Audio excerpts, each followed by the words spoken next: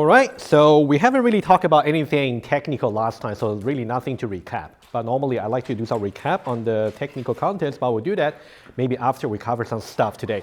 Today, still not very technical. I want to finish some motivating problems, kind of linking 2101 to also here. Just want to mention more about graph, which also hash table, which we're going to cover this term as well.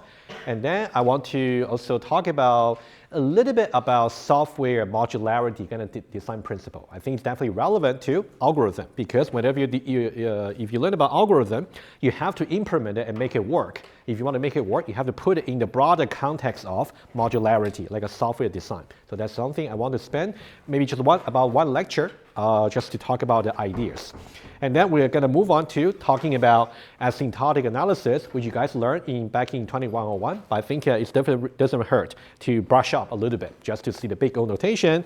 And also once we have the need to learn about other big theta little o notation, we'll introduce it on demand when we need it. Okay, that's kind of the plan.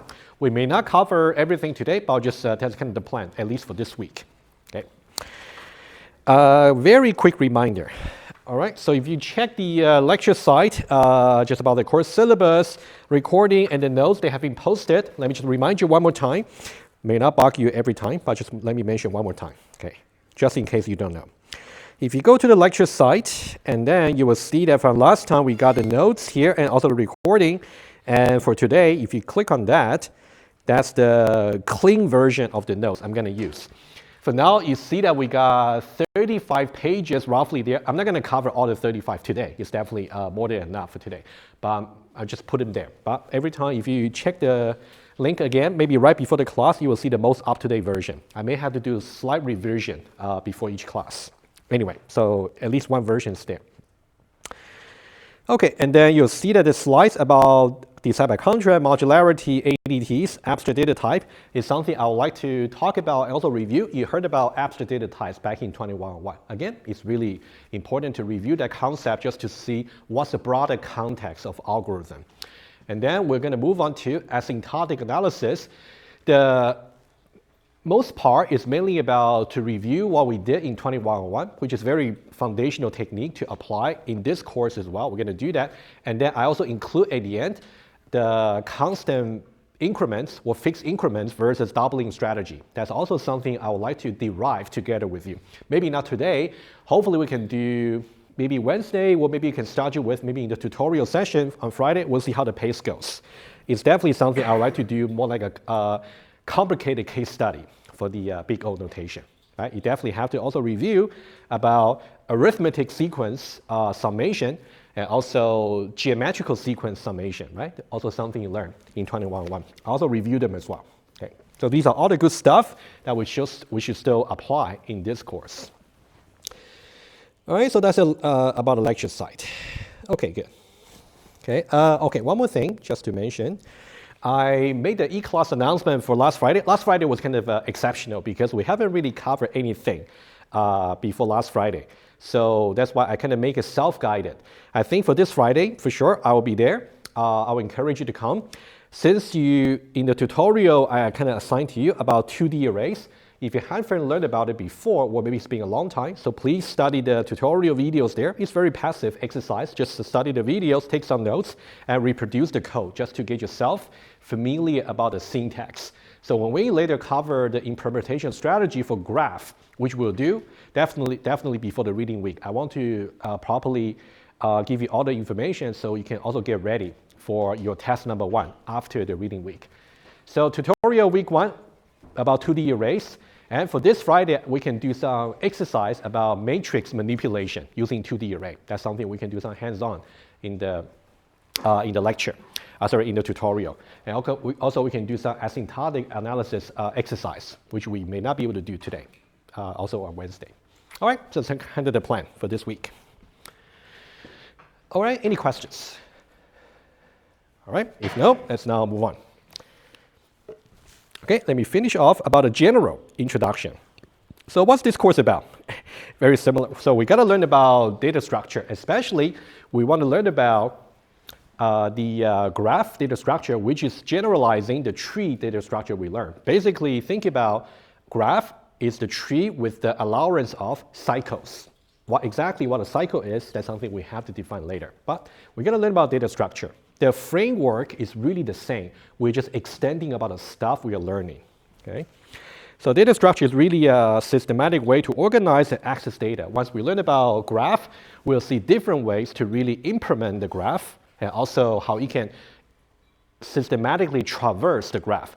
As opposed to pre-order, post-order, in-order traversal that you learn, we can learn about depth-first search and breadth-first search. Okay? And also, based on those fundamental search methods, you can also modify them in a creative way to create new algorithm on the graph. That's pretty much what we'll see later once we dive deep into the graph.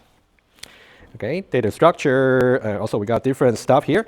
And so you learn about, of course, arrays, linked lists, stacks and queue. We don't repeat them in this course. Okay. However, when we do the doubling versus fixed increments case analysis for big O notation, we'll see how we can implement queues using arrays. So you'll see a little bit Java code there just to brush up, the details. We're going to cover basically the map, which is about hash table. Think about map is more like an abstract data type. You have to learn about what's the interface, precondition, postcondition, and also we're going to see how we can use a hash table, to implement the map. And we cover some trees, especially we're going to talk about AVL tree, to see how you can do rotations to adjust the balance. I'll also, when we get to the motivating problem, I also mention something there just to see the context. And definitely graph as well. Some stuff that we also cover will be something called dynamic programming, in which case you have to use matrix, like a 2D array, to manipulate the algorithm. So 2D array is definitely a must for this course. So that's why I'm trying to assign to you guys the tutorial from day one, right, from week one. So make sure you kind of get used to it. All right, for algorithm, just basically step-by-step procedure and just specify how you can manipulate the data structure and solve the problem. You always have the input as well defined. You want to also produce the output that you want. Okay. Data structure, algorithm. I will summarize about the different terminology also in a different page once we finish the general introduction. Okay. We'll do that later. Okay, analysis. And as I mentioned last time, we're going to do mostly runtime analysis, just about, big O, is it quadratic, is it n log n, etc. That's something you will have to show and also derive. Also, correctness is also something we might do a little bit more than 2101. Especially, we're going to talk about looping variance to see how we can use the looping variance to help you at least, not really informally, but somehow formally justify the correctness of the algorithm. That's something we'll see as well. Okay, that's also something that will come. All right, so these three ingredients are pretty much the same as 2101. We're just learning more depth into it. All right, so this a searching problem here, very similar to maybe what you learned back in 2101. But let's take that more like a review exercise over here, just to review the different facts you also learned back in 2101. Okay, let's see what the problem is. Let's say we're trying to save the citizen records for a mega city. Let's say we got 10 million residents or even more, right?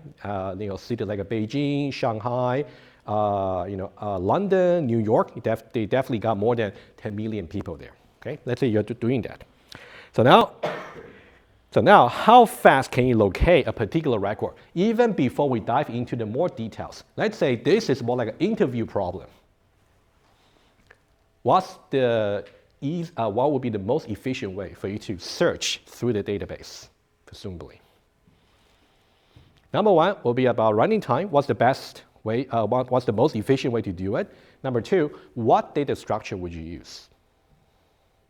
Two questions. Yeah, first one. Yeah, I could probably use array list because searching for it would just be all one. Array list? Isn't that a linear list? Why would that be bigger of one? Because it has indexes. Has indices. However, how do you know where it is, right? You want to find the index first. So yeah, sorry. I felt like the ID would be the same as the... Oh, no, it's different. Okay, I see what you mean. So maybe let me clarify here. So you can think about the ID here. Could be, let's say, like our social insurance number, right? That one there doesn't necessarily correspond to the index of the array. So that's something very important to note. Okay, let me just make that very clear. So that's why it wouldn't be bigger of 1. It would be nice, wouldn't it, right? Unless you have some very, very large size array, in which case you have each index correspond to the SIN number. But that was not practical. That means you got lots of spare space wasted. Okay, so first of all, the SIN number here, not corresponding to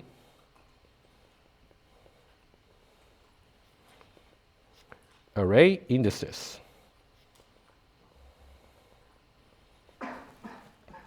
Okay, anyone else? So big O of 1 may not be possible. However, which I'm going to write down, once we cover the hash table data structure, okay, we're going to do that in this course, ideally, you might be able to achieve big O of 1 sometimes if somehow the SIN number can be very nicely converted into the index of the array. In that way, the conversion itself is only constant. However, as you get more and more records, you may not be able to achieve that. That's something we got to discuss, okay? But let's hold it for now, okay? Okay, what will be the running time? Let's say if big O of 1 is not possible. Well, put it this way. Does it have to be more expensive than linear? Not really, right? So the worst case seems to be just linear, because presumably you can store all the 10 million records in an array. You search from left to right. Worst case, linear, right? That's the worst case. Josh, how can you do better? You could do a binary search and do it in algorithm. Sure, let's take that binary search, right? That's what we learned back in 2101. Okay, let me write down something here.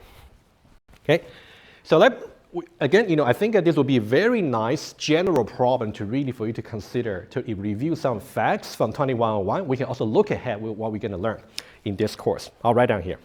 First of all, let's think about what's the worst case. The very naive solution would be you have some database, DB. You store everything in a very giant array, very giant. So maybe from 0, and then you may have index I, and then maybe 10 to the 7 minus 1, right? That's basically, you got 10 million records in there. And of course, for each index, you store the record, let's say an object, or let's say if you're using C, like a procedural language, you can still use a struct, construct. Doesn't need to be OOP. So here you may have some SIN number field, which you have to compare against the input, right? You got to compare. And we know pretty well the worst case. And you can see that it's a very general solution. It's more like a 1021 or 1022 solution in the first year. Go over the array. As soon as you have found the hit, you can exit from the array. But what's the worst case? The worst case could be you're rather close to the array until you find it. In that case, it will be just linear, right? That's something we know pretty well. Let me write it down. And then we can get to the more efficient solution, like a binary search, as Josh said. So we can say the worst case, you may have to go for very close to 10 to the 7 iterations. And you can see 10 to the power of 7 is basically the size of the input. Input is basically the size of the city, about how many residents we have, right? So that will be basically big O of n. Of course, we've still got to review the formal definition for big O, but for now, let's just get some intuition here. That's the worst case.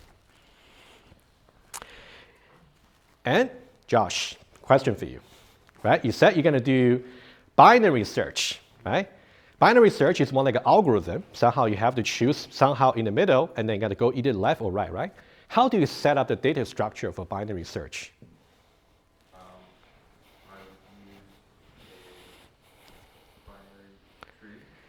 Binary tree or binary search tree? I don't remember. You don't remember? That's okay. That's exactly what we're going to review, right? Okay, that's okay. Yeah, go ahead. Huh? Yeah, exactly. But the problem is, if you want to sort the array, you got to get n log n, the best. In that way, you're doing worse than the worst case, right? Could we just use a tree instead? Huh? That'd be better than an array. You may want to use a tree structure somehow. That'll be better than the array. Okay? Anyway, so let me mention this, right? Another solution that's not good, also inappropriate solution could be if you somehow store all records in an array, unsorted, let's say. And then you try to sort the array. And number 3, once you sort the array, you will be able to perform the binary search. Remember, whenever you talk about binary search, you got to remember there's a precondition for doing binary search. If you're doing binary search on an array, like a linear collection, the linear collection must be sorted, right? So I wouldn't dive too much into how the binary search work. That's something you can reach out to me if you got any trouble with that. And then we can do a binary search.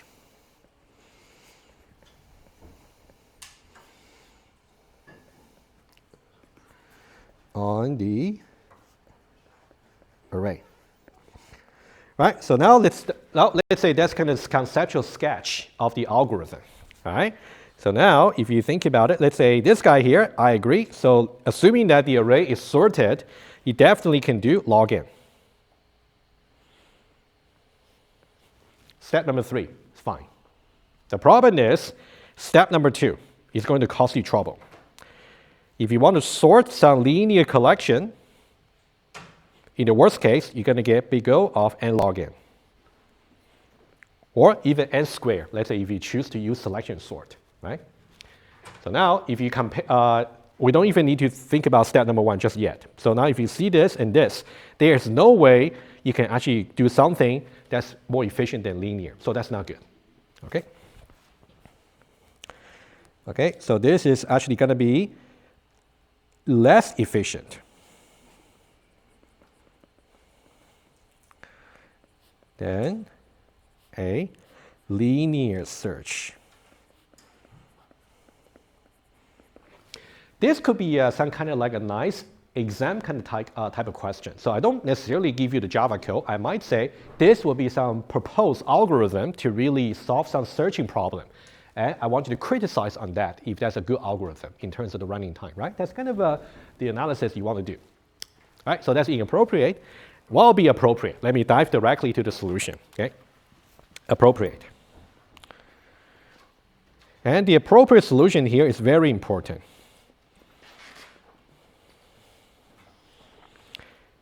Basically, we have to use a tree. However, we cannot just say we're using a tree. The tree must satisfy certain property in order for us to really achieve some running time for search that's actually better than linear. Now, here comes a review exercise, a review question for you. What kind of tree do we need? You want to be 100% correct about the different property on that particular tree. What kind of tree? The binary search tree. Binary search tree, okay, let's start with that, okay? Is binary search tree enough? You're getting close, Josh, but not exactly. But give me one moment, sorry. So if you say binary search tree, of course that's called BST, right? Don't forget. Is binary search tree going to guarantee good performance? It has to be balanced. How come? Why does it have to be balanced? Because it could just be one long line of nodes. Aha, right. Good. Maybe you forgot about that detail, right? Okay, good. All right, so binary search tree here, sure, but you got to make sure it is balanced. The reason is, okay, let's visualize this very quickly. Okay, if you recall how binary search will work, let's say this is the conceptual picture of your tree, right? So let's say we start with the root right here. You know that every time you're basically comparing the key for the current node you're visiting, compare with against the SIN number, right? Maybe that's the key you're trying to use. Let's say the key value is simply a SIN number. If the SIN number is smaller, you go to the left. If the SIN number is larger, you actually go to the right, right? So basically, every time you're going to go left, right, Every time you're trying to make a recursion, let's say you're implementing a binary search recursively, every recursive call is going to make you one level deeper into the tree. So now, if the tree is actually going to, if we are going to keep going deeper, where is the bound? Somehow you're gonna, at some point you should really hit the bottom of the tree, right? He's hitting some external node or leaf. How many recursive calls have we already made? What would that correspond to? The height of the tree, right? Okay. So these are the stuff that we kind of learned back in 2101. I just want to review that quickly. Okay. So the height of the tree, we say h. Okay, height of the tree. So this will be just about the number of recursive calls made by the binary search method or algorithm, right? So every time you actually search, you want to make a either to the left, to the right, to the left, to the right, you know, etc. Right? So depending on how many, so the worst case, the largest number of recursive calls you have to make is how long does it take for you to hit the bottom of the tree. So that'll be the height of the tree. So now the h over here is not necessarily small number, depending on how your tree is shaped. Okay. So now let's now take a look at this. So the h over here, right? So as we said earlier, the worst case, big O of n. The height is simply big O of n, right? For example, I can give you one binary, one sorted array, one sorted sequence that's represented as a tree. For example, I might have 1 here, 2 here, 3 here, and 4 here. It's like a slanted tree, right? Pretty much all the way slanted to the right. Doesn't need to be always slanted to the right, but it's very close to linear. On the other hand, the best case for the heights, the h is big O of log n. In that case, if we try to maybe somehow, for example, let's say we got 2 here, 1 here, maybe 3 here, 4 here. It's just actually better, right? I only got a small number of nodes, but you see the idea. My point is the height of the binary search tree is not necessarily always the best case for you to exploit.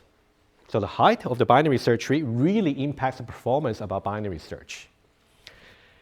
And this is something I want to add a bit more. That's something we have to add to more complication in this course. Okay. What about the balance part? Okay. So of course we got to review about what does it really mean for the tree to be balanced. That's something I'll review when we get there. Okay. However, to really make it balanced, we have to explore something called self-balancing.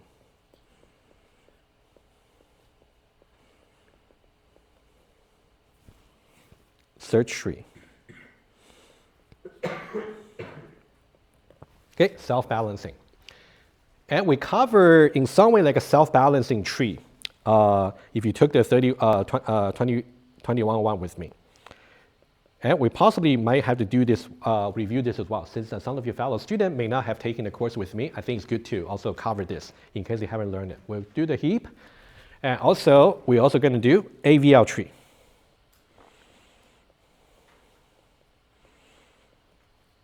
Specifically, we're going to learn about rotations.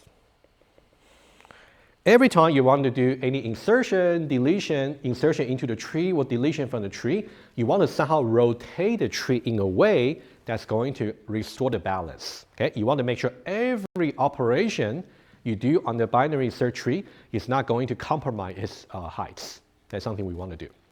All right.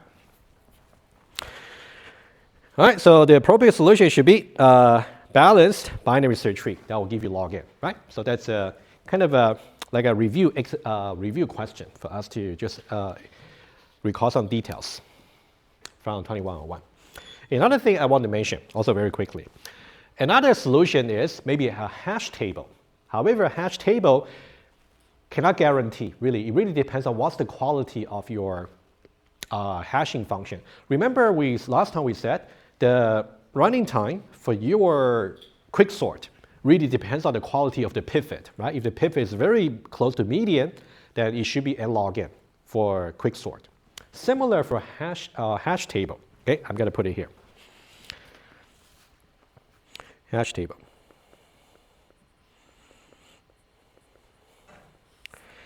Okay, so we are really talking about a large data sets. So that means we got lots of data to really store. Okay, so we're not really talking about just a small set. Whenever you got a large amount of data to be stored in the hash table, you will unavoidably run into a problem called collision. Okay, we'll talk about exactly what collision really means. So that means whenever you're trying to calculate what's the corresponding index for the key, it doesn't necessarily will give you a unique hit, but don't worry, I'll get there. Right? Collision, that's something you want to review later once we read it, once we study that. And if collision is the case, the common solution is something called linear probing.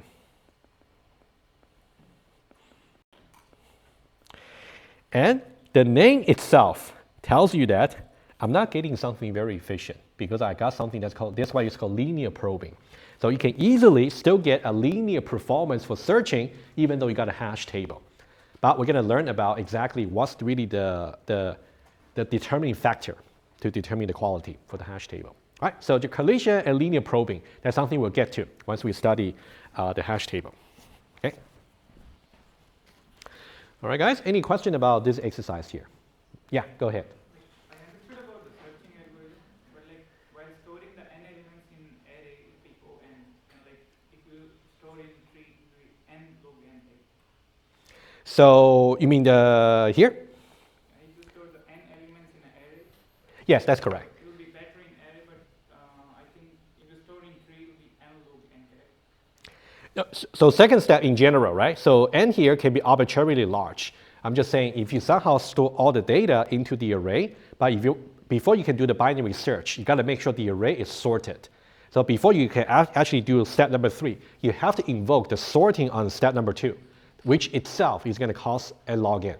So that's going to cause the overall algorithm not to be linear anymore. Yeah, that's my point. Yeah, make sense? Alrighty, so we talk about like a different possible solutions over here, starting from linear array. And then we talk about even worse solution, even though you spend so much time, so much effort implementing sorting, implementing binary search, but turns out asymptotically is actually worse solution, right? That's something you want to definitely judge and try to sketch the solution before you even put it onto implementation or into any design. And the appropriate one would be some balanced binary search tree. And we'll learn about these two, okay, later. Okay. If that's okay, let's now move on to another one. Okay.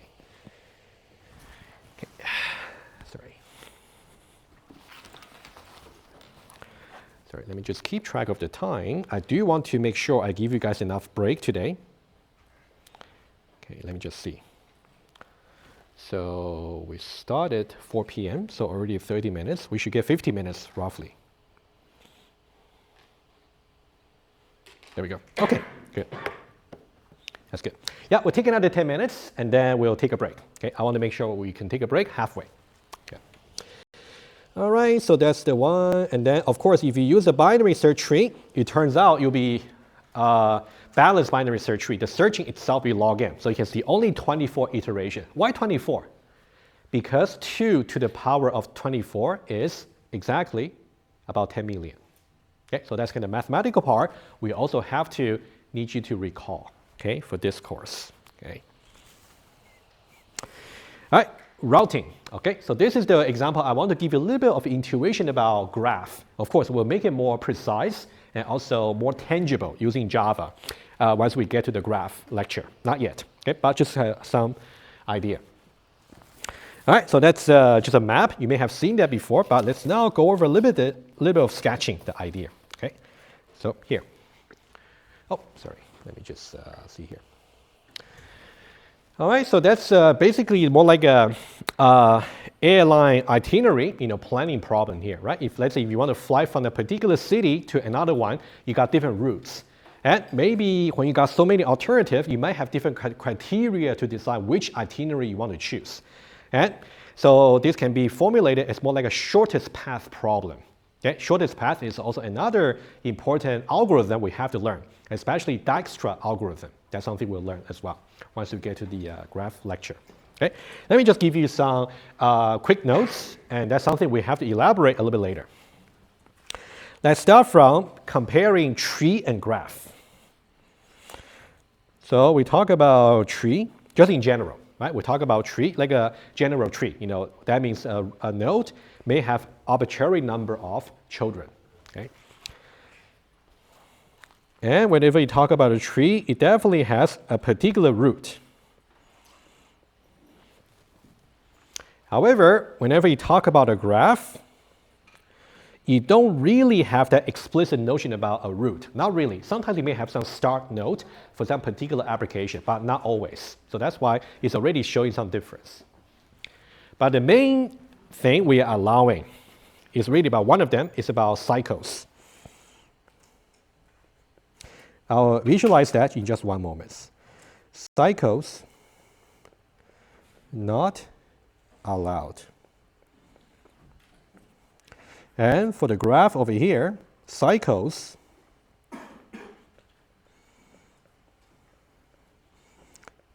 is very common. All right. And let's try to use a little bit of logic over here. Okay. So let's say this. Think about conceptually. If you think about the set of all possible graphs, okay? So we're basically just trying to use what you learned, back in the set theory, just to make it a little bit more, formal, okay? Imagine that this is an imaginary set consisting of all the graphs, all the possible graphs, which means we allow cycles, okay? And then trees are more like a special cases for graph. You can think about a tree is a graph. Not really. Okay, let me put it here. Okay, there we go. I want to make sure I put it here, and then we can talk about it. That's about a tree. Okay, that's the way to put it. Okay, you can see that first of all, the set of tree,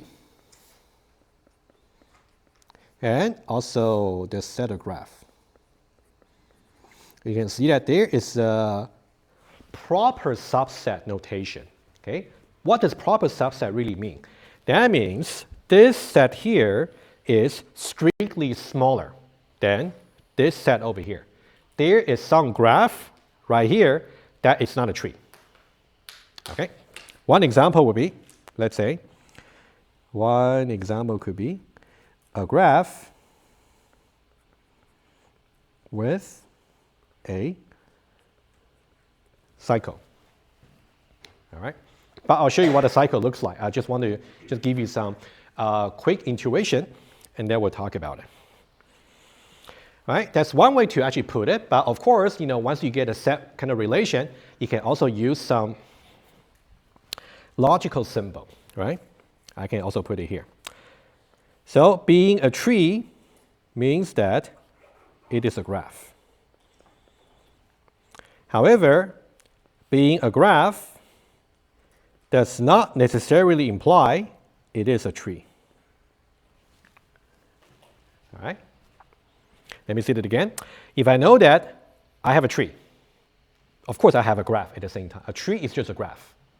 On the other hand, if I tell you that I have a graph, can you apply all the tree traversal algorithm on the graph? Not necessarily. You might run into some infinite loop because of cycle. So you cannot really apply it right away, not in general. That's something I'll also elaborate once we get to the graph lecture. But for now, you got to be very clear we are now really, one of the main extensions we are doing in this course is to allow cycles for trees. In that case, that will make it a graph. And once we got cycles, it's going to make traversal and also algorithm in some way much more expressive. We can actually model more application in real life, but it's just more complicated to understand, right? That's something we're also going to study. All right, let me just give you just one example here. I do have some on my sketch paper. Let me just sketch, okay? It's just for illustration. Let's say we are now in Toronto, okay? And then let's say our goal is to fly from Toronto to Shanghai, let's say, okay? So we got Toronto here, and also we got Shanghai.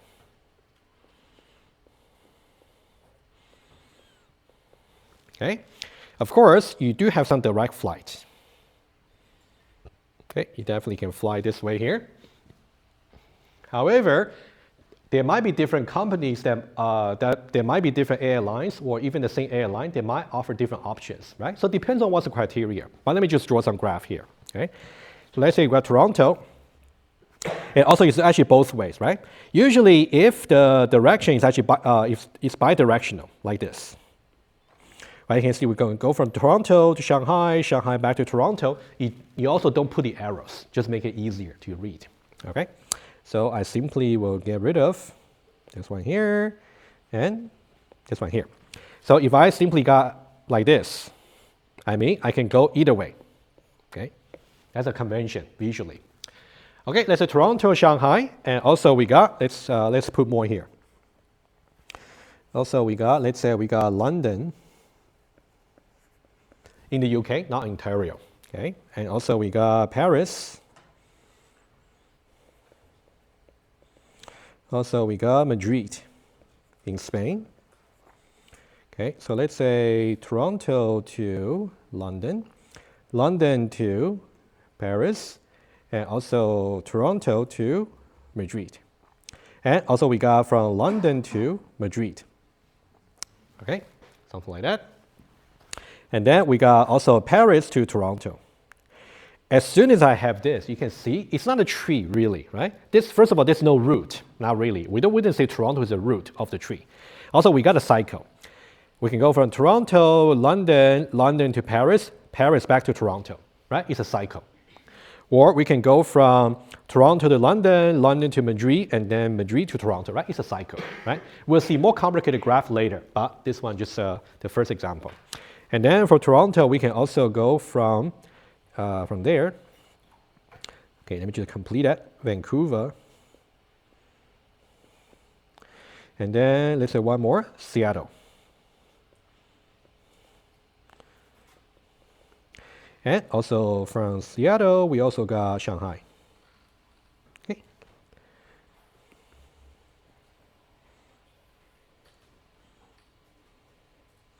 Okay, like that. All right, so that's a graph. We definitely have cycles here. And then the notion, the algorithm we're going to learn later is a little about the notion about shortest path.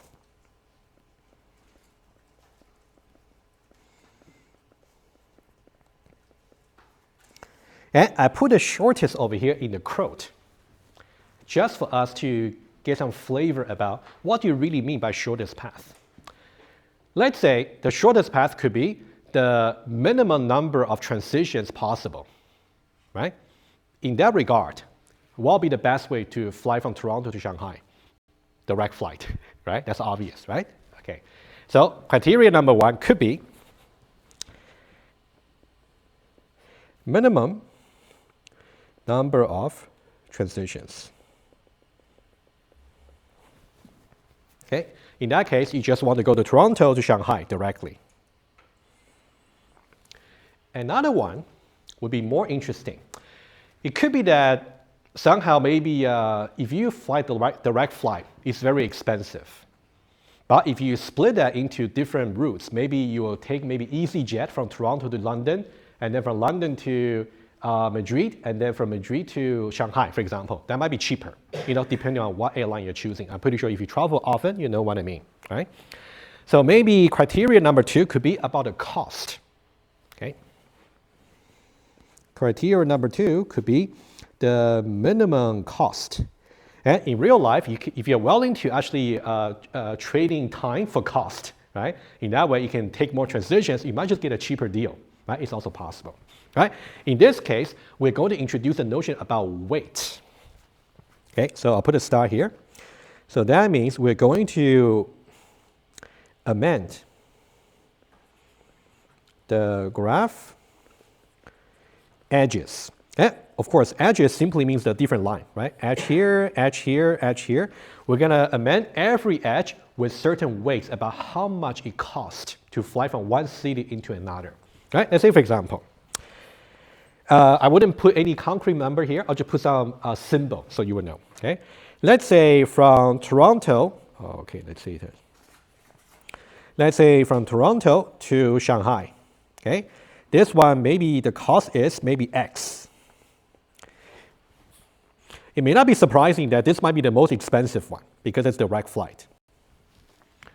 On the other hand, so it could be that we can try to fly a little bit more detour. So let's say Toronto to Vancouver, Vancouver to Seattle, and then possibly Seattle to Shanghai, right? In that way. So we got maybe N, and O, right? So when we say minimum cost, somehow we have to explore all the possible combinations in the graph about if you got different combination of the edges, which ones is going to give you the summation that's the minimum considering the weights. So for example, let's say you're basically really asking if you compare X, is it strictly less than N plus O? That's only about comparing two itinerary. But of course, to do this systematically, we want to explore some algorithm to do this one. That will be Dijkstra algorithm that we're going to learn. All right. All right. But of course, you know, in the more general sense, of course, this is only a routing problem where you got cities, right? You got different cities here. Think about more general. This can be node number 1, node number 2, node number 3, or maybe simply different destination in the network, right? So that's why the graph is a very general data structure that we have to learn, right? That's the main focus for this course. Of course, there'll be other algorithms to learn as well, okay? Okay. Okay, so amend the graph edges with weights. Okay, the weights over here is something we have to learn exactly how to amend that, okay? Of course, think about if you implement this in Java, how would you amend the graph? You basically, there should be, presumably, there might be a class called graph. And a graph simply contains a collection, or let's say a set of edges, where each edge is simply, also there's a class called edge. In the edge class, you may have to introduce one attribute called weights, something like that, right? That's something we'll also give you some hints about implementation. Good. Okay, why don't we take a very short break? I do have one or two more motivating problems to really finish this, and then we can move on to the modularity stuff. Okay, why don't we take a short break? And why don't we take a trial attendance as well for iClicker? Okay, just get your iClicker ready, please. So before the break, we'll talk about the routing problem. We'll definitely elaborate on that once we get to the graph data structure. I'll definitely, I think we definitely make sure we start covering the graph at least about 4 lectures before the reading week, because I want to make sure you also get properly adapted to also the implementation strategy for graph. That will be something very important for you to also practice during the reading week as well. That's something I'll make sure that happens, okay? Because your first assessment only happened after the reading week. So you gotta make sure you also catch up, right? Of course, you know, stay on top. All right, routing, similar problem. Basically, when we say minimum amount, that's about shortest path idea, right? You somehow have to amend the edges with certain weights. And the weights over here could be rather than the cost of the air tickets, it could be about a distance, right? So the weights here can be very general concept. Right, so just about GPS, right? It's pretty nice. Pretty, very practical problem to solve. All right, so this is one thing I want to also mention very quickly. So really, if you really want to see what's really the best way to practice implementing algorithm and showcase about how well you can really implement algorithm, I would say you want to put that under the umbrella of compiler, really. Compiler is really, compiler can be implemented in Java, which you learned about in all your previous programming and theory courses.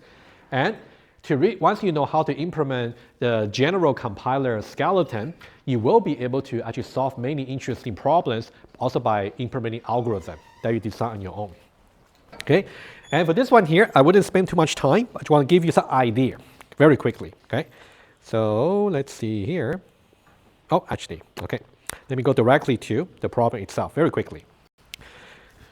Okay, so let's say this is some program. Okay, it's not like a C or Java or Python that you're familiar with, but it should really get the idea, right?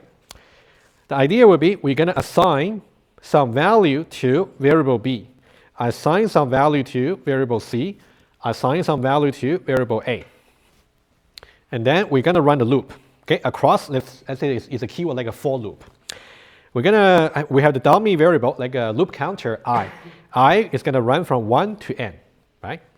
And then every iteration, we're going to read in some new input for D. Maybe reading this input from standard input, maybe from the keyboard or maybe from file, doesn't really matter. Okay, reading some new input. And this is the thing we're going to do, a variable assignment. For every iteration, we want to modify the value for variable A for some reason, let's say.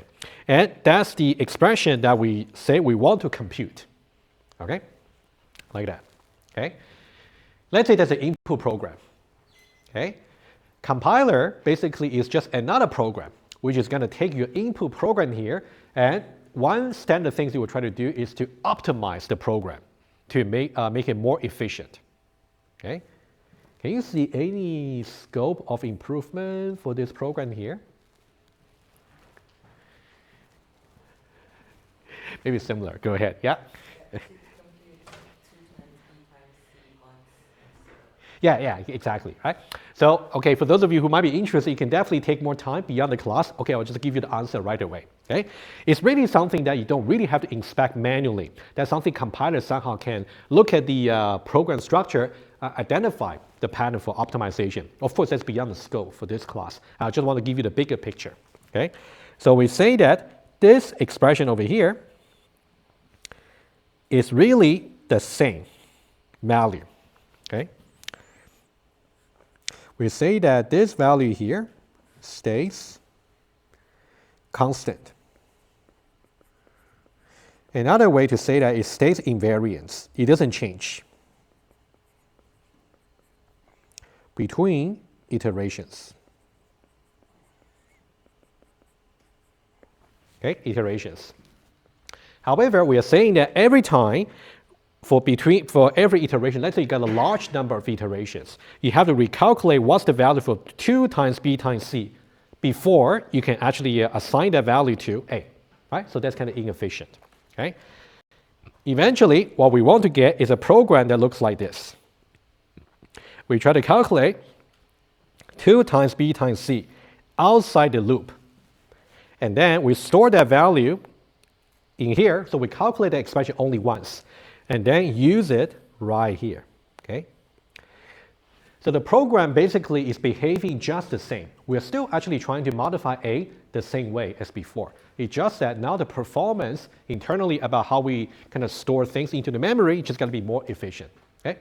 So now, how does compiler do this, right? There's no magic there. Everything should be somehow defined in some concrete step-by-step algorithm, right? So what this happens is, how this happens is there's some compiler, okay? Okay, very quickly, okay?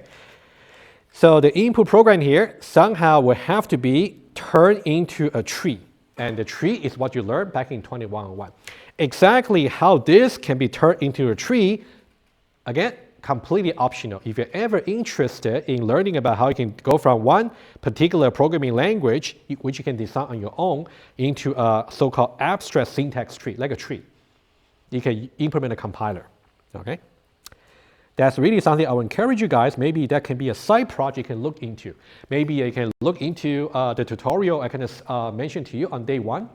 You can look into it about how you can implement it. Quite a bit of details there to really follow. Again, that's something if you can do in your spare time. Compiler, okay? Compiler. Okay, it's called antler 4. And that one there will allow you to turn your program into a tree. And it is something called abstract syntax tree.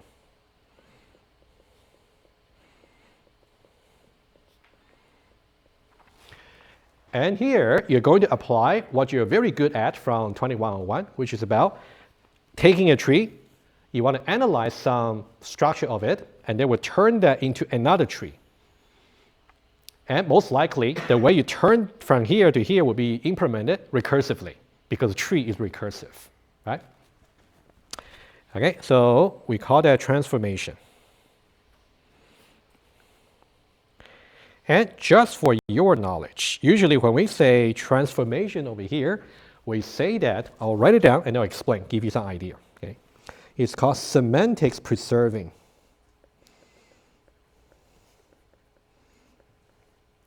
Semantics preserving structural transformation. And don't worry, this term specifically is not going to be on the exam, so don't worry. Right? I want you to mention that just for your information. Okay? Semantics preserving, so semantics simply means meaning. So the meaning of the program either not optimized or it has been optimized. They really mean the same thing. They're really behaving the same thing from the external user's point of view. So that means the meaning of the program is being preserved. However, we have done some structural transformation in the sense that this one here has a different corresponding tree that's going to be executed more efficiently because we are doing this expression here outside the loop. Okay? So if you want to look a little bit more closely, I'll let you do it. You can look at this tree over here and this tree over here. Of course, structurally they are different, but somehow they really behave the same way at the runtime. Okay? So don't be too stressed about this particular example here. I want you to just put it into the context. If you're ever interested in showcasing your algorithm implementation ability, you can definitely try compiler. Okay. All right, good. Okay, that's good enough. Yeah, we can skip this one. This one I just want to mention one term. A very practical application is called object relational bridge.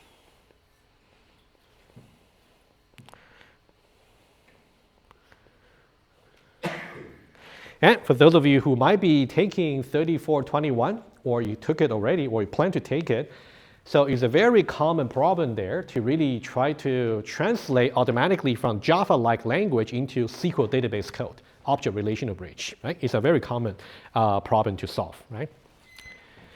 Oh, one more thing to mention, okay? So when we do this kind of tree transformation, remember tree is also a graph, right? What we just said earlier, okay? So there's another algorithm we're gonna learn. So just remind yourself, a tree is also a graph.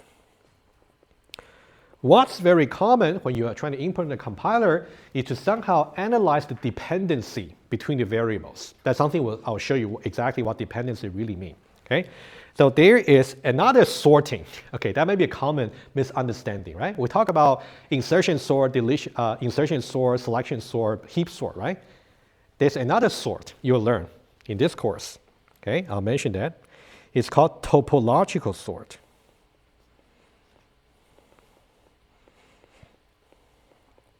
Okay, even though it's called sorting, but it's not the kind of sorting you're thinking, like a merge sort, quick sort. It's a sorting mechanism that's specifically applicable to a graph data structure. Okay, that's something that's a little bit more advanced. That's something we also learn about how to do it. Okay, and interestingly, when you learn about, remember there was a remark I just made a few maybe before the break. Once you learn about the foundational traversal on the graph using either depth first search or breadth first search, of course, for these two, we're going to study very carefully. Once you learn about those two, many of the algorithm will just be some slight variants or some creative variants of the depth first search or breadth first search. For example, for topological sort, that one there is just about some slight extension by using depth first search. Okay? Of course, it wouldn't make sense to you just yet. I just want to mention some facts. It's more like a variance.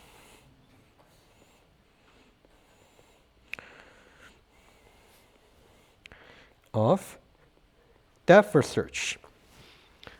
Okay, of course, that's something we'll cover as well. All right. All right, I think that's about all the motivating problems I want to mention. Just to say, we are basically following the same framework like a 2101. We want to learn about data structure. We want to learn about algorithm, just more complicated, once we're learning. So we can have more expressive solution, for us to solve the real problems. Any questions? Okay, that's good. So let's go with a little bit of lecture 1. So we got about 18 minutes or so. Let's see how long we can go. I don't think we can get to the review for the asymptotic analysis. Let me just mention to you very quickly. Okay. So if you go to the lecture site, right? So today we are mainly just going to talk about design by contract, modularity, abstract data type. We'll see how long it will take. Hopefully we can finish a good part of it. We'll just definitely finish it on Wednesday, the very first part. And before Wednesday, if you want to do a little bit pre-study, I'll give you 2 choices, okay? You got the 2 choices here. If you are not very confident about maybe you already forgot about the details about asymptotic analysis while we're doing it, and also the formal notation of big O, etc. You may actually want to just study from the beginning until, just start from the beginning, right? Just to see the idea about big O, specifically.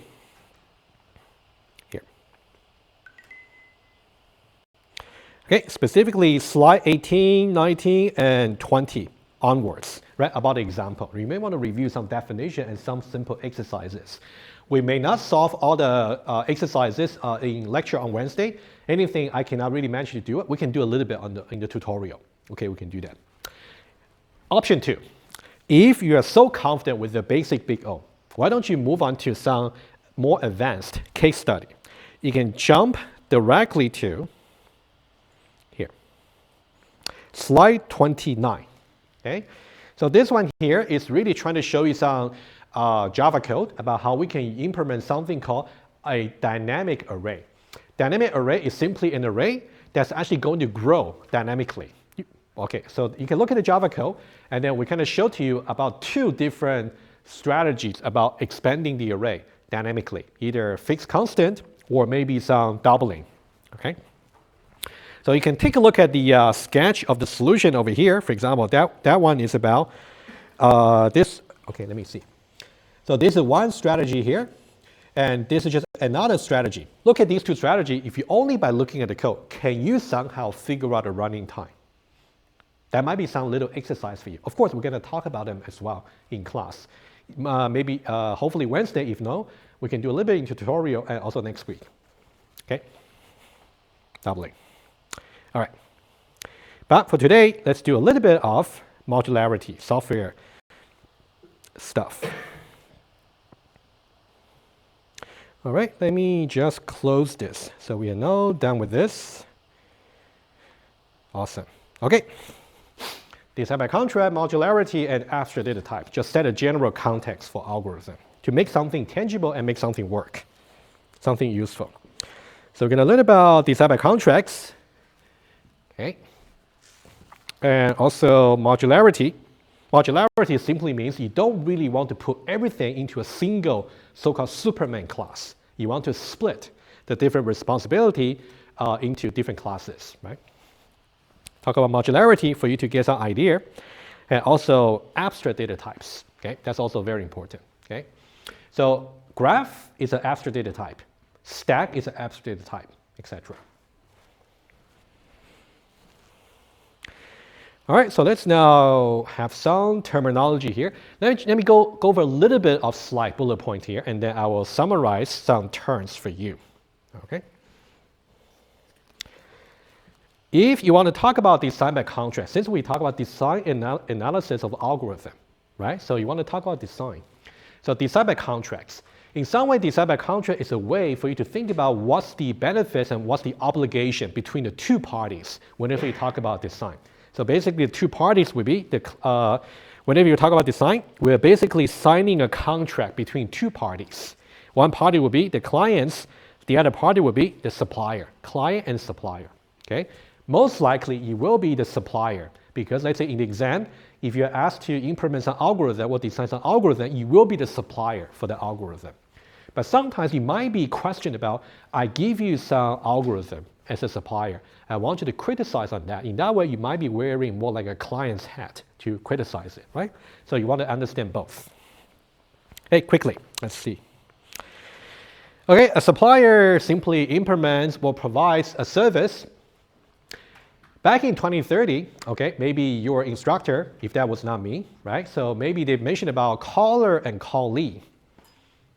Maybe, right? Caller and callee are pretty much like a client and supplier. A little bit like that. Okay, so let me just put it here. So back in 2030, we talk about caller versus callee. And right now, over here, we talk about 3101. Of course, also in 3311, the software design, we are now trying to put the context not so much into code. Sometimes when you talk about design, you want to abstract yourself away from too much coding. Okay? Caller is really someone who is trying to call the service, clients. Versus callee is some method being called. So that means your service is being used. That means you're supplying some service.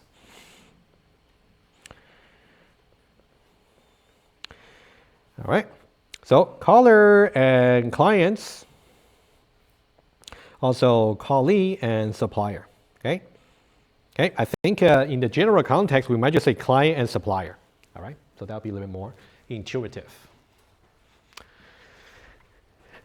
Okay, let's now talk about some, let me just draw some matrix over here so we can see exactly the terminology, okay? So whenever you want to talk about design by contract, you gotta be sure you know exactly what the client side story is and also what the supplier side story is. Luckily, the side of story is completely symmetric. I'll show you. So let's say we kind of matrix over here. So let's say I got clients, I got supplier. Okay, and then you want to understand the scenario by understanding what's the benefits and what's the obligation.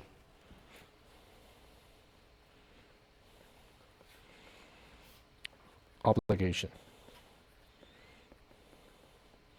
Okay, so these are the two things. And let's take the example on your slide, microwave.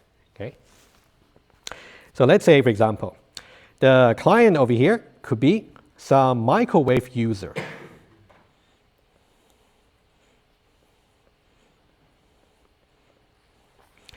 And the supplier could be just a microwave itself. What you can think about is a microwave manufacturer, just microwave, right? Specifically, there might be a function or a method there called heat. Let's say you want to heat up some lunchbox. We want to heat up something. Okay, so here, this is like a very simple scenario, but let's use this example here to understand about client, supplier, benefits, and obligation. All right. And clients, what's the benefits for the clients? Basically, the client is not going to implement anything by themselves. They kind of use something from the supplier. So their benefit is they can obtain some service. Obtain service. So, for example, the client may just want to heat up their lunchbox. Okay, for example, right?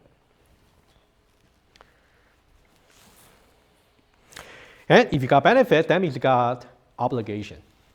Can you somehow imagine what would be the obligation for clients?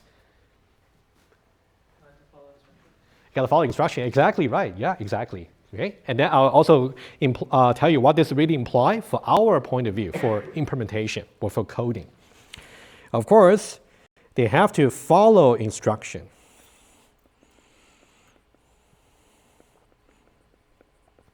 Okay, so that'll be the obligation. Okay, so in that case, for example, if you want to put something into the microwave, you better make sure, number one, the power of the microwave better be on, right? And also, you better close the door for the microwave. So the door should be locked. And you better put in something that's not explosive, right? Non-explosive. The idea would be if you actually violated any of the instructions, presumably in the manual for the supplier, then if anything goes wrong, supplier should not be held responsible. On the other hand, if you follow every one of the instructions in the supplier side, and somehow the lunchbox is still not heated, supplier should be held responsible, right? So we want to be very clear about what the responsibility is. Okay. All right, so now that's about the client side. And what I said earlier, luckily, the benefits for obligation for supplier is completely symmetric. So what used to be the benefits for the client is now the obligation for the supplier. All right, let's see exactly. So if the clients can obtain the service as a benefit, that means the supplier has the obligation to provide the service, right?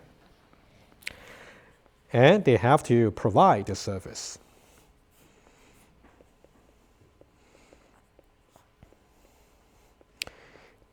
So provide a service over here. So for example, they got to heat up the lunchbox. And of course, there's a big assumption.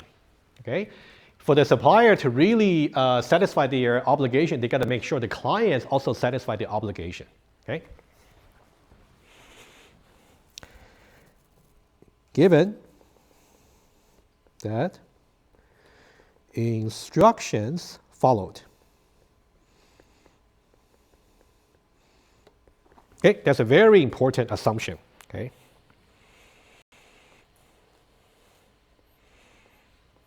All right, and then what used to be the obligation for the clients is not a benefit for the supplier. What does that mean?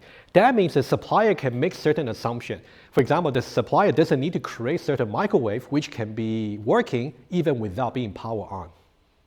You see what I mean, right? So he's gonna really make some certain assumption about how the client is gonna use it. So over here is gonna be instructions followed.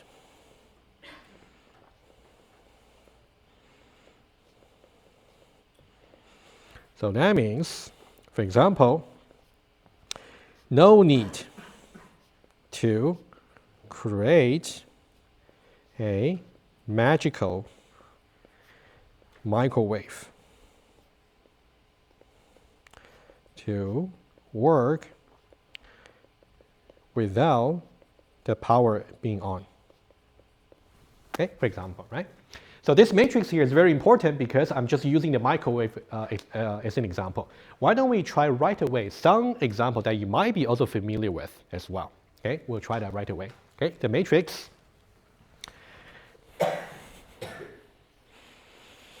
Let's try this.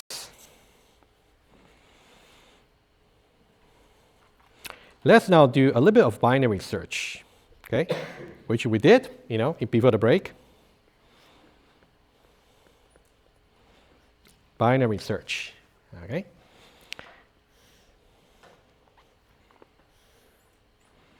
Okay, so binary search. So you can think about the clients or the user of the binary search. You think about the user is going to make a binary search call by passing some input, right? And also we got supplier.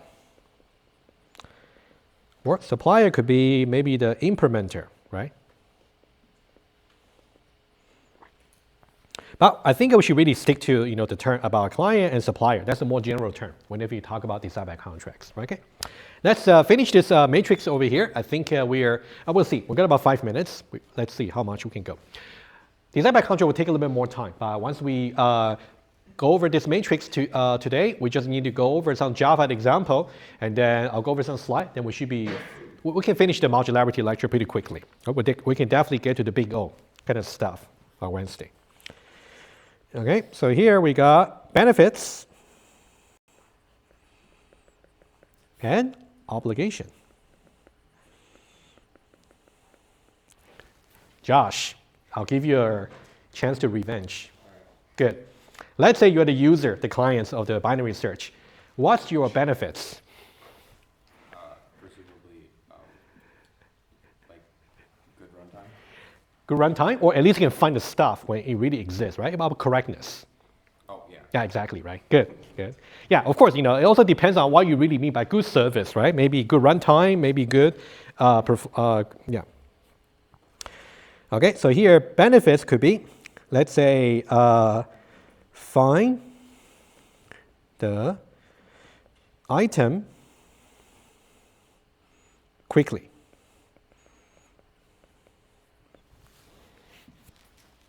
Okay, let's see. What about obligation? What's your obligation? Because remember, if you want to make a binary search, right, call, you somehow want to supply both the collection and also the. So you have to supply like a pre-balanced binary search. I would say, let's make it simple. Let's say this. Let's make it a little bit more programming-like. Let's say we have a binary search.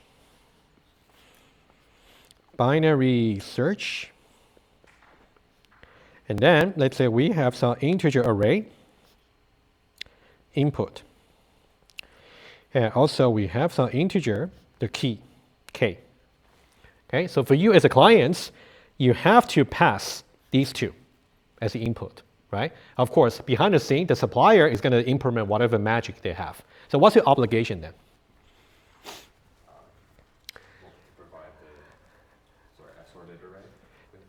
Ah, that's good, right? Yeah, okay, so that's exactly right. Because in order for the supplier to really do binary search, the array better be sorted, right? You should, unless you say you want the supplier to be to sort the array behind the scene. But let's say that's not the case. The input array better be sorted. Okay. And then, okay, so now what about the other end of the story? For the implementer, let's say I'm implementing the binary search for Josh. In that case, my benefit is I only have to deal with sorted array to do binary search. I don't really need to sort the array first myself, okay, or do any other stuff, okay? So that one is good. So that means the input array, oh, let me phrase it slightly differently. I only need to deal with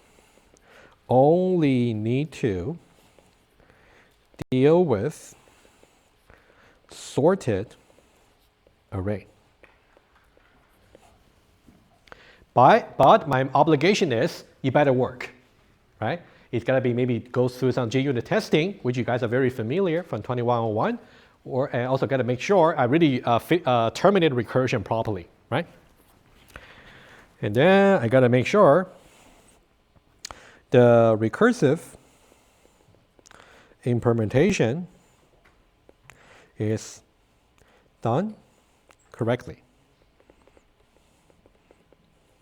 Okay, that's actually very important.